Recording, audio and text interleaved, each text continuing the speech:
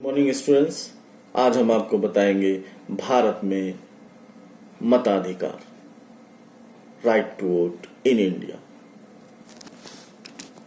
भारत के कई राज्यों में होने वाले चुनाव के साथ भारतीय नागरिकों को वोट देने का राइट मिला हुआ है। वो अपने मत का प्रयोग और चुनाव के प्रोसेस में भाग लेने का अधिकार का प्रयोग कर सकते हैं। भारतीय संविधान के अनुसार जो भारत का नागरिक है, उसने 18 वर्ष की आयु पूरी कर ली है, तो उसे वोट देने का अधिकार दिया गया है। फिर वो व्यक्ति किसी भी कास्ट का हो, क्रीड का हो, रिलीजन हो, सोशल इकोनॉमिक उसका स्टेटस क्या है, इसका कोई मायने नहीं होता है। यह एक यूनिवर्सल राइट्स है। This right is universally granted to all Indians.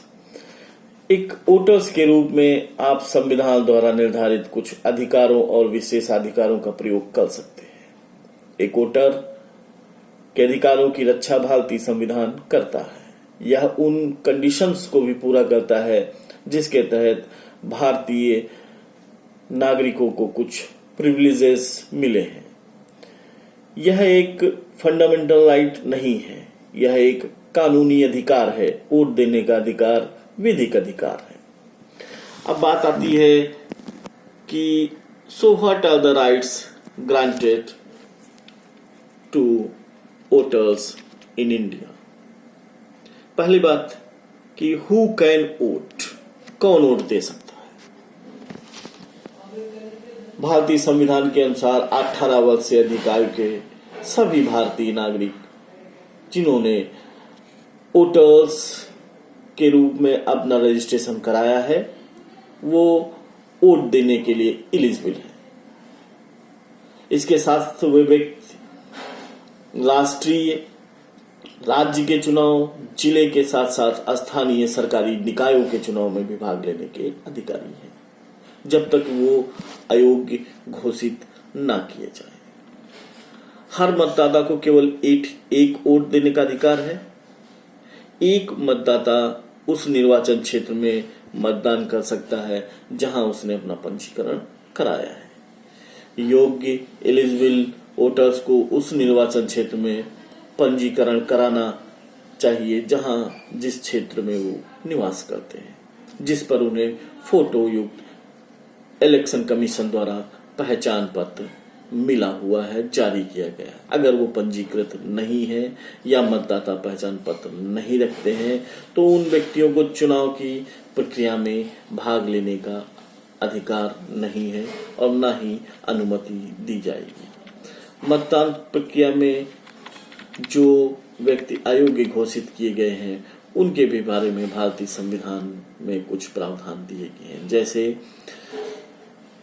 Indian panel code के सेक्शन 171 ई, ब्राइबरी, रिश्वतखोरी। अगर आप रिश्वतखोरी के अपराध के दोषी हैं तो आप चुनाव प्रक्रिया में भाग नहीं ले सकते हैं और ना ही मतदान कर सकते हैं।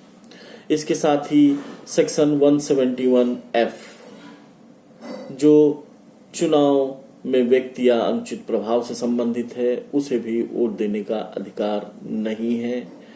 इसके साथ ही सेक्शन 125 आईपीसी, जो विभिन्न चुनावी अपराधों से संबंधित है, उसके साथ ही सेक्शन 135 एंड 136 के अकॉर्डिंग भी वो अयोग्य घोषित किए जाते हैं। 135 एंड 136 रिलेटेड पार्ट है mental, related to mental problem, जैसे कि ये मेंटल हेल्थ का एक्ट का एक पार्ट है। जैसे ही पता चलता है पुलिस को कि आप मानसिक रूप से सही नहीं हैं और आप सुरक्षित नहीं हैं, तो आपको वोट देने का अधिकार नहीं मिलेगा। एक चीज का आप लोग ध्यान रखिएगा कि वोट देने का अधिकार केवल उसी व्यक्ति को प्राप्त है जो साउंड माइंड है, यानी कि जो समझ सकता है कि क्या सही है, क्या गलत है। अब आप वोट कैसे कर सकते हैं? पहला है पोलिंग बूथ, मतदान केंद्र।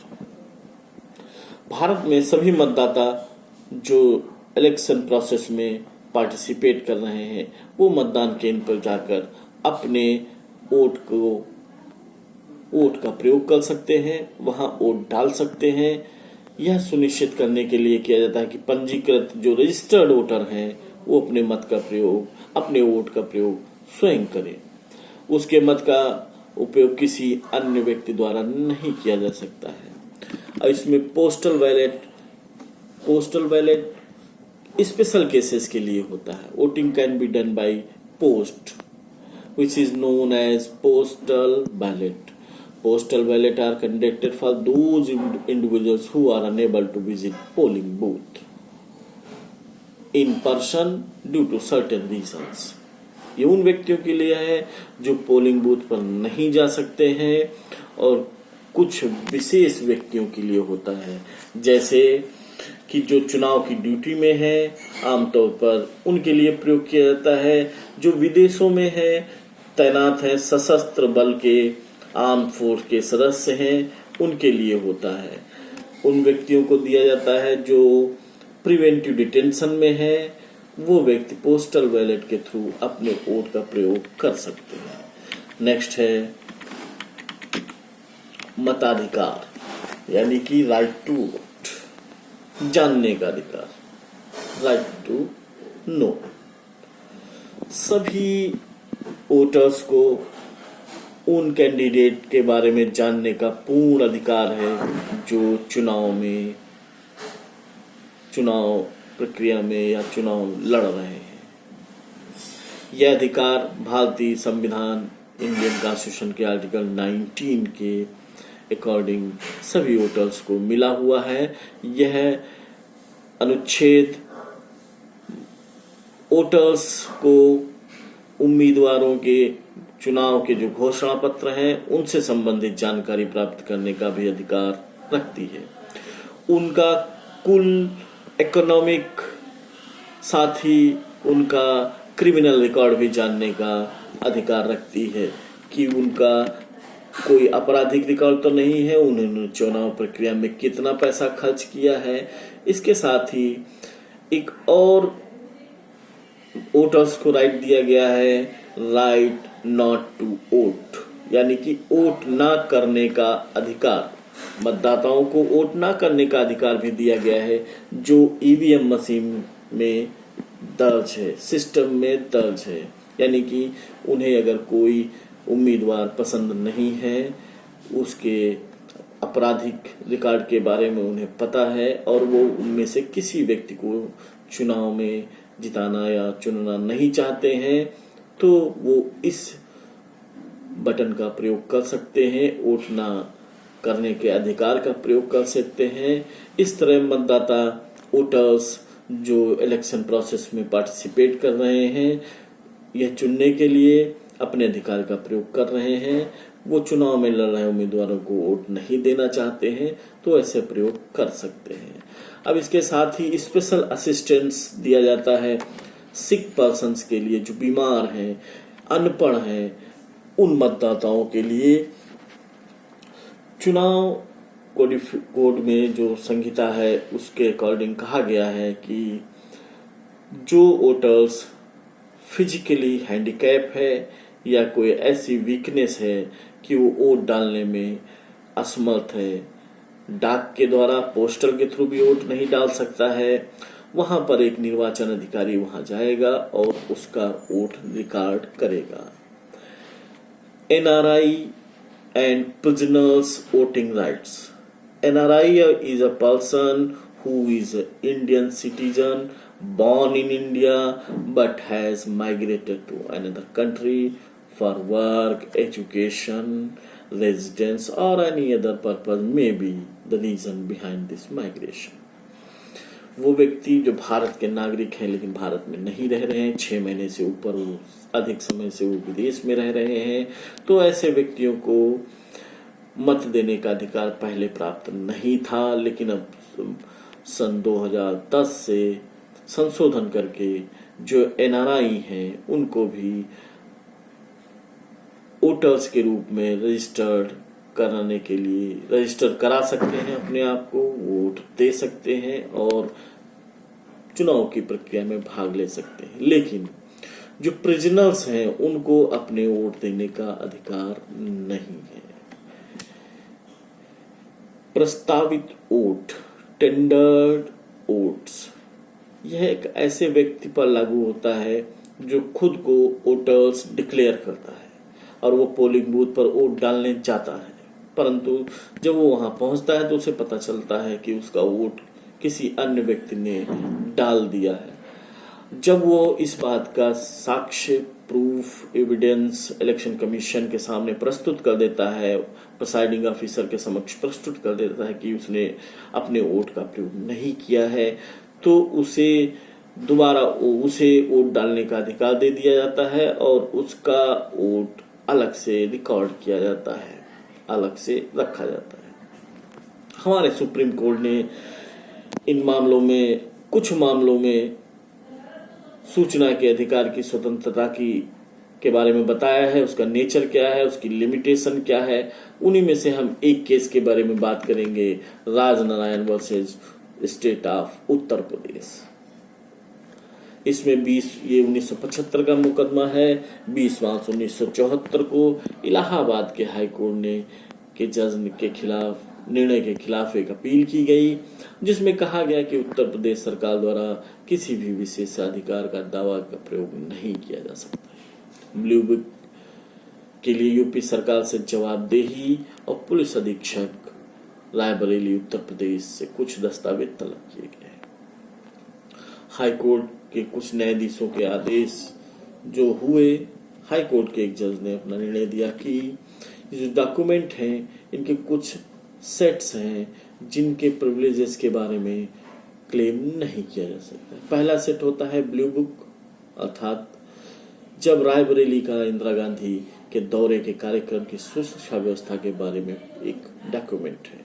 रायबरेली के दौरे कार्यक्रम के लिए श्रीमती इंदिरा गांधी की सुरक्षा और दौरे की व्यवस्था और प्रधानमंत्री की बैठक के लिए पुलिस की व्यवस्था के संबंध में पत्राचार है। तीसरा सेट पुलिस अधीक्षक कार्यालय के जो प्रधान लिपिक होते हैं, क्लर्क होते हैं, उनसे तलब किया गया।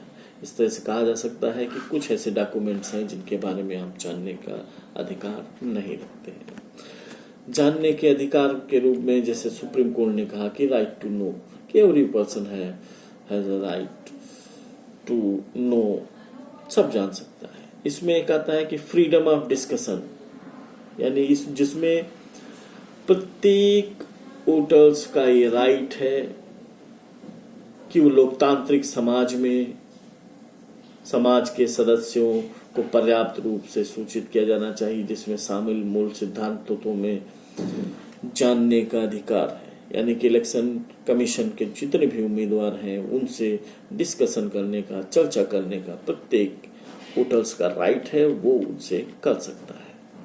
Right to know to the true facts, वास्तविक तथ्यों को जानने का अधिकार भी मताधिकार में आता है और यह प्रत्येक नागरिक का अधिकार है। तथ्यों को जानने का, फैक्ट्स के जानने का, देश के प्रशासन के बारे में जानने का सही तथ्य इस प्रकार लोकतांत्रिक राज्य के स्तंभ में से एक है। Right to know about the activities of state, भारतीय व्यक्तियों को राज्य की गतिविधियों को जानने का भी अधिकार है, वो राज्य की गतिविधियों के बारे में भी जान सकते हैं। राइट टू टेलीकास्ट, टेलीकास्ट करने का अधिकार, बोलने और अभिव्यक्ति की स्वतंत्रता जो भारतीय संविधान के अनुच्छेद 19 के तहत दी गई है, उसमें शिक्षित करने, उसमें मनोरंजन करने का भी अधिकार शामिल है, खेल के आयोजन के भी अधिकार शामिल है। वेल इन्फॉर्म्ड सिटीजन वोटर, अच्छी तरह से सूचित नागरिक मतदाता जो होता है, एक उम्मीदवार के रूप में जो चुनाव लड़ रहा है, प्रत्येक वोटर्स का ये राइट है कि वो उसके बारे में पूरी जानकारी ले, चाहे वो उसके इकोनॉमिक स्टेटस की हो, चाहे वो उसके आपराधिक रिकॉर्ड की हो। जैसा कि मैंने पहले भी बताया है कि राइट ऑफ नेगेटिव वोटिंग, उसका भी अधिकार भारतीय नागरिकों को प्राप्त है कि वो चुनाव में इस अधिकार का भी प्रयोग कर सकते हैं। धन्यवाद। आज हमने भारत में मताधिकार के अधिकार के विषय पर चर्चा की है। Thank you.